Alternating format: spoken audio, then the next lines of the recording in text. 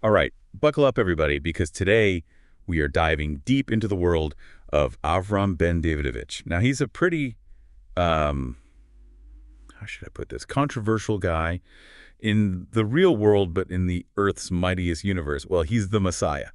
A superhero, yeah, but with some pretty out there beliefs and powers, to say the least. We've got character descriptions, early drafts, even some brainstorming notes from the creators, and let me tell you, it's wild to see what they've done with him. It really is. I mean, what I find most interesting is how they've used this fictional story, these comic books, to explore some real anxieties, like a Yeah. lens.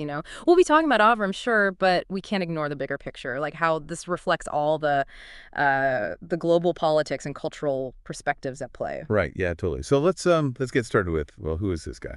Avram Ben Davidovich. I mean, outside of the comics. Okay, so in the real world, he's a big-time Zionist leader. I mean, the guy is a staunch Zionist. But he's also been accused of some serious stuff, like war crimes, by the International Criminal Court, the ICC. Wow. Okay. So right away, we can tell this is a figure who, well, definitely sparks some strong opinions. Absolutely. Very controversial. And that's what makes his portrayal as the Messiah even more, well, fascinating. The Cool. creators have taken this real-world controversy and turned it up to 11. Okay. So how does that real world baggage translate to his superhero persona? Like, what makes this Messiah so different, so extreme? Well, they really lean into the whole Messiah thing, giving him godlike powers and a belief system that's, well, let's just say it's pretty scary. I mean, this guy genuinely thinks he's the chosen one destined to rule the world. Global domination, that's the goal. Global domination. Whoa, hold on a second. That's a huge leap from real-world politics, even for a controversial leader. Exactly, and that's where the fiction kicks in. They take these anxieties, these real-world fears, and blow them up into this larger-than-life figure, this Avram, who embodies those fears in the most extreme way. So like a kind of a cautionary tale almost. You could see it that way, yeah. Okay, I'm really curious now. What kind of powers does he actually have, this Messiah? Well, he's got your typical superhero abilities, flight, super strength, the ability to shoot lightning, that kind of thing. But it's his power called the Word that really sets him apart. And, well, it's pretty disturbing. The word. Okay, now that sounds ominous. What is it? Some kind of mind control thing? It's a form of manipulation, yeah. But it works through electricity. He can somehow, well, the source material suggests he uses these electrical currents to influence people. Yeah. Make them believe he's using, like, divine power. Yeah. Like a really messed up mix of charisma and fear all wrapped up in electrical energy. So less about directly controlling minds and more about controlling how people perceive him, creating this illusion of divine power. Exactly. He cultivates this aura of awe and fear that just compels people to follow him, to believe in his whole messianic act. Wow, that's pretty creepy. So he has these powers, right? But what does he actually do with them? This is where things get really, really controversial. I mean, the fictional Avram, he uses his powers to commit acts of violence, specifically against Palestinians. There are scenes that are just brutal, like shockingly so, racially charged statements, and even a moment where he, well, it's pretty graphic, but it involves a pregnant woman and her unborn child. Okay. Wow. Yeah, that definitely takes things to a dark place. And just to be clear to everyone listening, we're not endorsing this. We're analyzing a narrative here, not agreeing with it. Absolutely. It's crucial to separate what we see in the comics from any kind of real-world endorsement. But what's important to understand is that this kind of extreme portrayal, it plays on very real anxieties. Anxieties that surround this whole Israeli-Palestinian conflict. Anxieties about violence, displacement of people, cultural erasure. By taking those anxieties and amplifying them, the story creates a space to, I don't know, to examine them, confront them even if it's uncomfortable. It's like they're holding up a warped mirror to reality, like revealing the ugliness that people try to hide.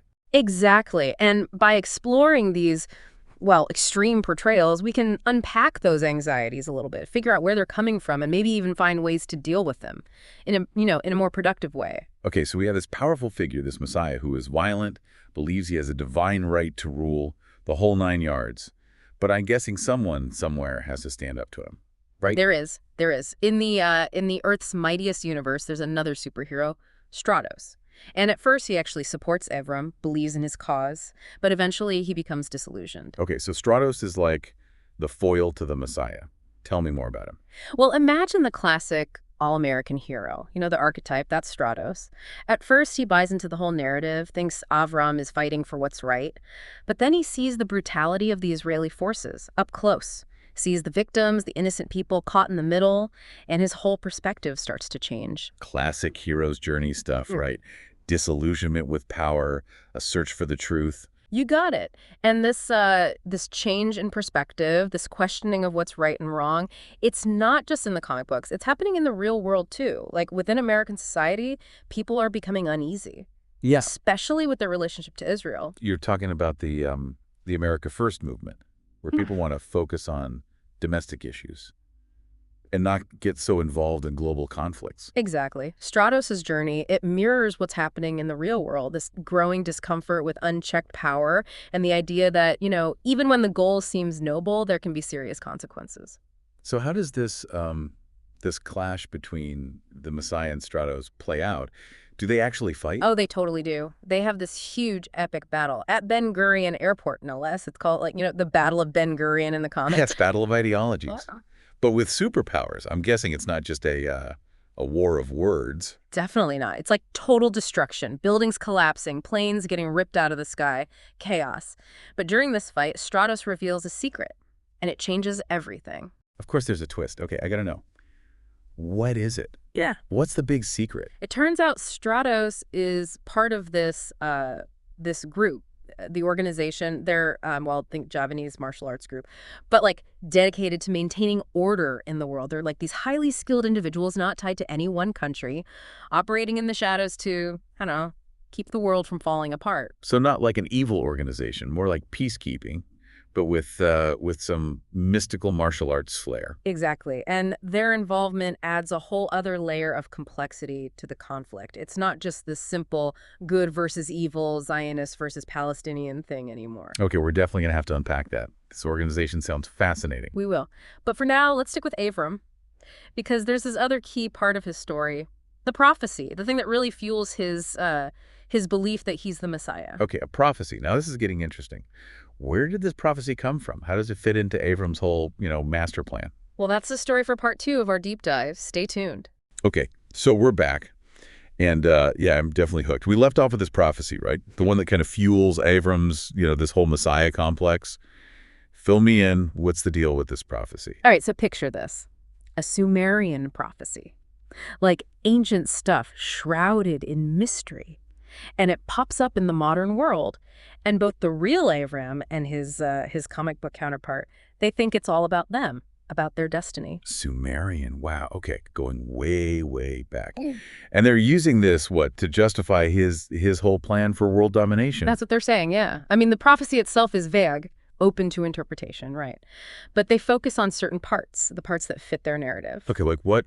Give me an example. What kind of phrases are we talking about here? Well, there's one line that says, the chosen one born with a star among the stars. And they connect that to the Star of David, the symbol of Judaism. And they interpret it as a divine right to rule, Jewish supremacy. So they're basically cherry-picking the parts that support their agenda. Pretty much. They also point to this phrase, the Lion of Judah shall stand above all, which of course they see as a direct reference to Avram and his destined victory.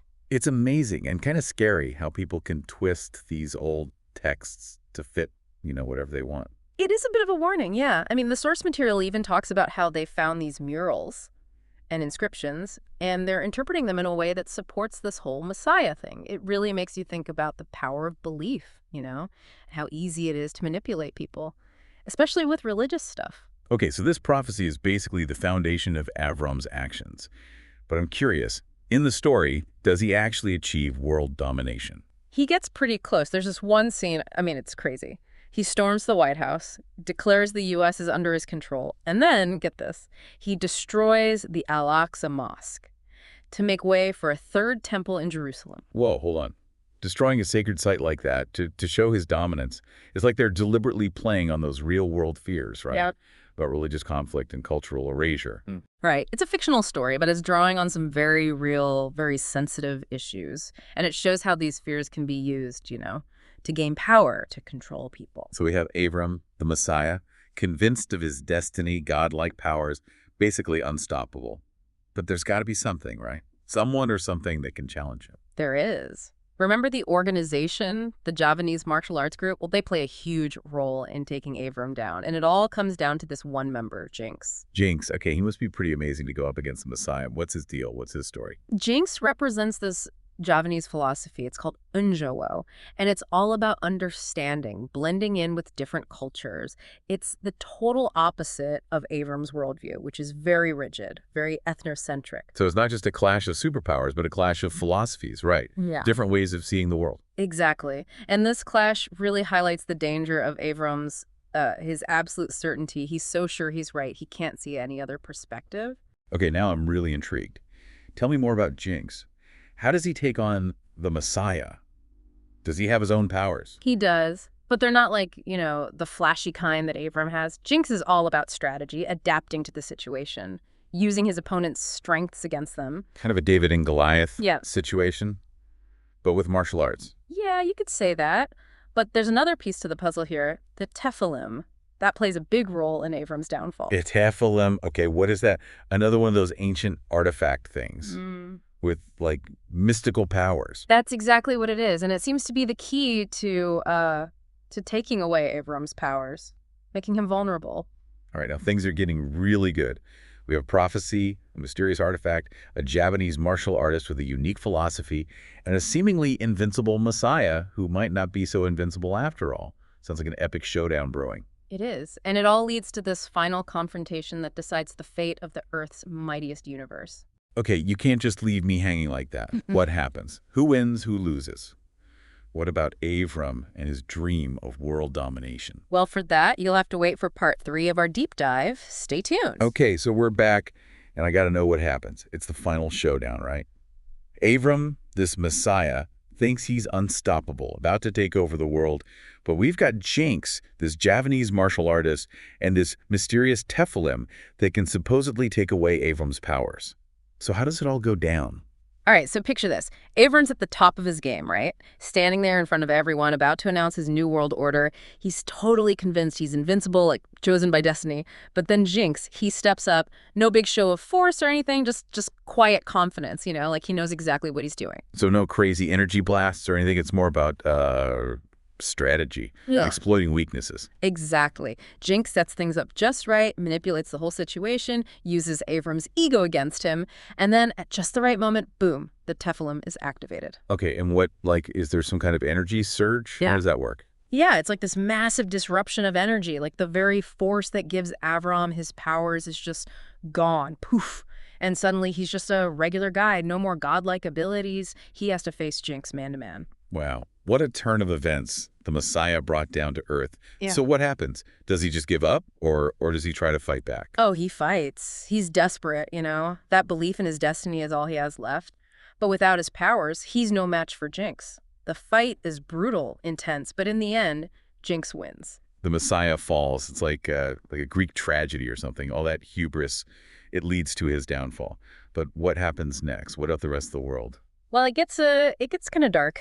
Jinx, he puts something called Order 36 into action. It basically leads to this purge of ultra-Zionists, the people who were Avram's most hardcore followers. It's like, even though the tyrant is gone, the cycle of violence just keeps going. Yeah, that's a really, it's a sobering thought. Yeah. Even in a fictional world, just getting rid of the bad guy doesn't fix everything.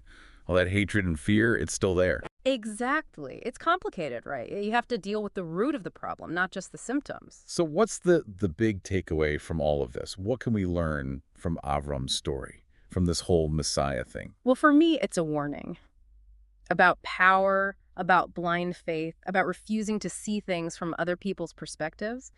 Avram was so convinced he was destined to rule, it destroyed him in the end.